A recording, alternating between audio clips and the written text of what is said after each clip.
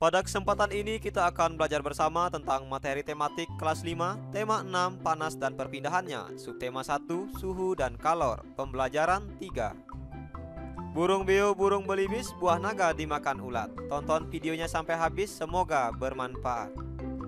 Namun sebelum lanjut, mari kita sama-sama berdoa sejenak agar apa yang kita bahas pada kesempatan ini memberikan manfaat untuk kita bersama. Dan jangan lupa, mari sama-sama kita dukung dan kita bangun channel ini, klik subscribe, like, dan share. Manusia dengan lingkungan alam. Semua makhluk hidup yang ada di bumi melakukan hubungan dengan sesama makhluk hidup maupun dengan lingkungannya. Lingkungan terdiri atas benda mati dan makhluk hidup. Lingkungan alam merupakan sumber penghidupan makhluk hidup karena alam menyediakan semua kebutuhan makhluk hidup. Benda mati dan makhluk hidup saling mempengaruhi satu sama lainnya, bahkan antara keduanya saling berkaitan. Sebagai contoh, benda mati seperti tanah, air, matahari memiliki hubungan dengan makhluk hidup. Makhluk hidup juga dapat mempengaruhi benda mati. Seperti daerah yang banyak tumbuhannya, daerah tersebut menjadi lebih sejuk. Daerah yang masih banyak tumbuhannya cenderung memiliki resapan air tanah yang berlimpah. Hal itu diakibatkan karena tanaman membantu tanah untuk menahan dan menyimpan air di dalam tanah dengan baik. Lantas, bagaimana dengan manusia? Hubungan manusia dengan lingkungan dapat dibedakan menjadi dua. Yang pertama, hubungan manusia dengan lingkungan di mana manusia menyesuaikan diri dengan alam. Kemudian yang kedua, hubungan manusia dengan lingkungan di mana manusia memanfaatkan alam sekitarnya. Contoh hubungan manusia menyesuaikan diri dengan alam, misalnya manusia mempelajari peristiwa alam di lingkungannya. Petani menyesuaikan waktu bercocok tanam dengan musim agar tumbuhan tumbuh dengan baik. Nelayan memilih waktu berlayar sesuai dengan cuaca agar terhindar dari bencana dan memperoleh ikan yang banyak. Kegiatan ini menunjukkan hubungan manusia dengan lingkungan di mana manusia menyesuaikan diri dengan alam. Selanjutnya contoh hubungan manusia dalam memanfaatkan alam sekitar, misalnya yang pertama, manusia memanfaatkan alam untuk memenuhi kebutuhan dengan ilmu pengetahuan dan teknologi. Yang kedua, manusia membuat hujan buatan untuk menanggulangi kemarau panjang yang menyebabkan menurunnya hasil pertanian. Kegiatan ini menunjukkan hubungan manusia dengan lingkungan di mana manusia memanfaatkan alam sekitarnya.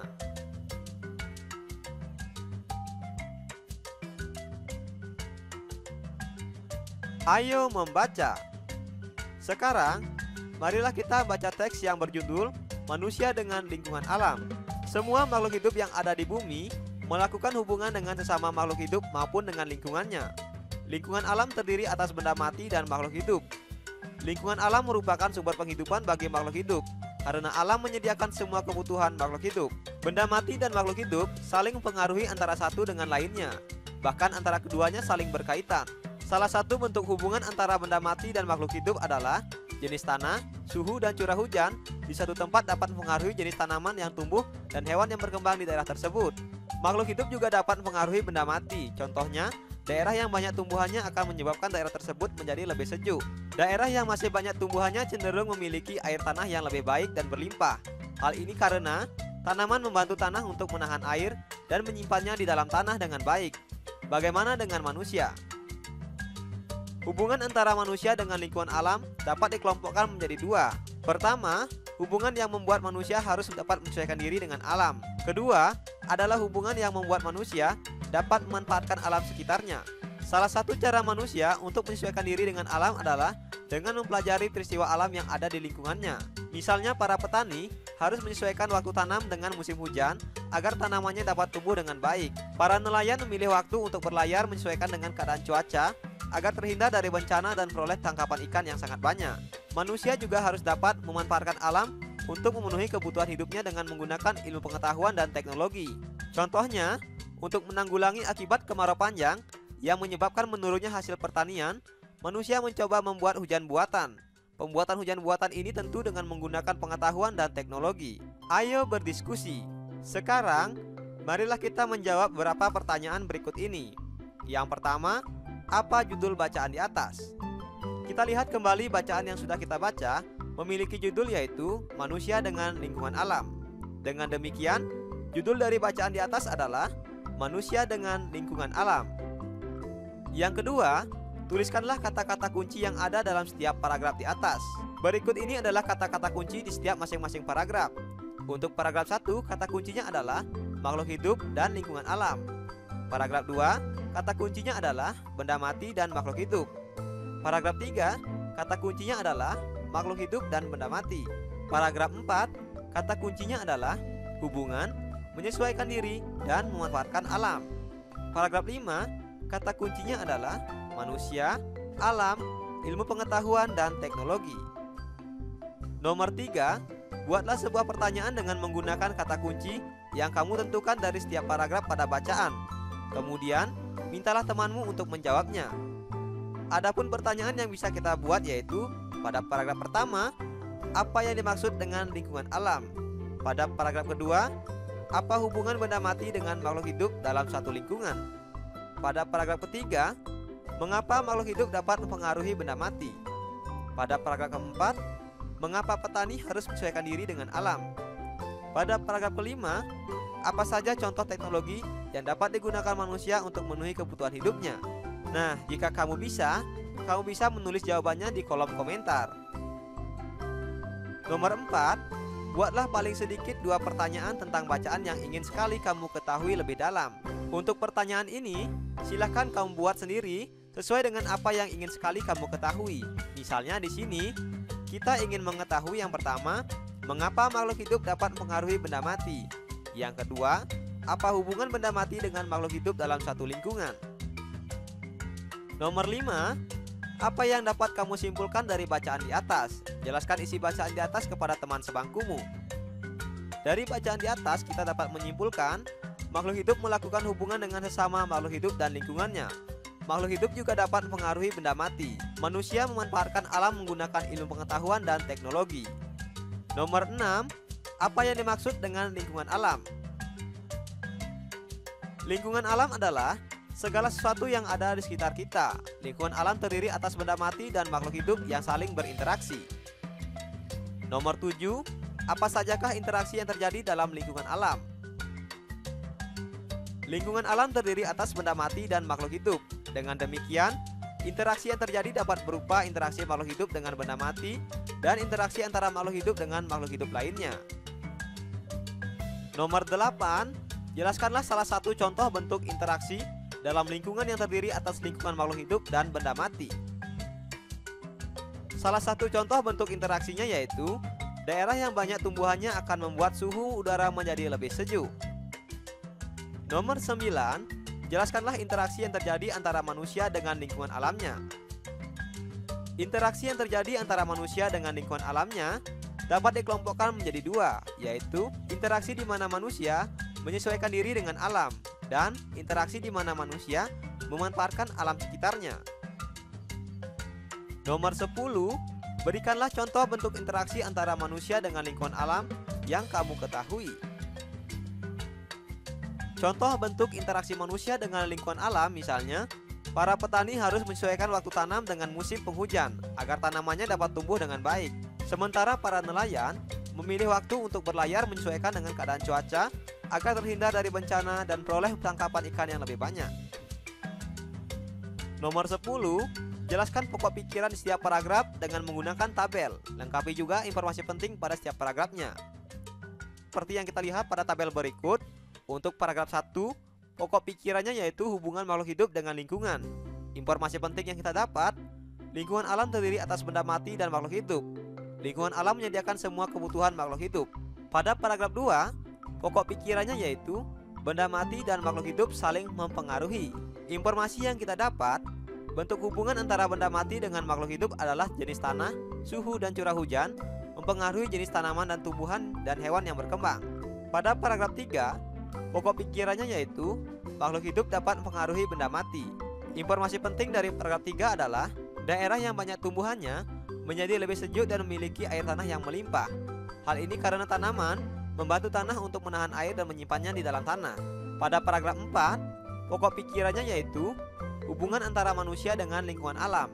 Dan informasi penting yang kita dapat, hubungan manusia membuat manusia harus dapat menyesuaikan diri dengan alam, dan hubungan manusia yang membuat manusia untuk dapat memanfaatkan alam sekitarnya. Pada paragraf 5, pokok pikirannya yaitu pemanfaatan alam oleh manusia. Dan informasi penting yang kita dapat adalah untuk menanggulangi akibat kemarau panjang, manusia membuat hujan buatan dengan menggunakan pengetahuan dan teknologi. Nomor 11, buatlah sebuah tulisan dalam satu paragraf yang menjelaskan tentang bacaan di atas. Gunakanlah pokok pikiran dan informasi penting di atas dalam tulisanmu. Usahakanlah untuk menggunakan bahasamu sendiri. Berikut ini adalah tulisan yang dapat kita buat. Makhluk hidup dan lingkungan saling berhubungan. Selain dengan lingkungan, makhluk hidup juga berhubungan dengan benda mati.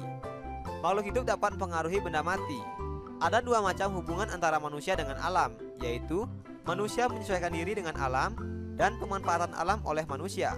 Manusia memanfaatkan alam menggunakan ilmu pengetahuan dan teknologi yang mereka miliki.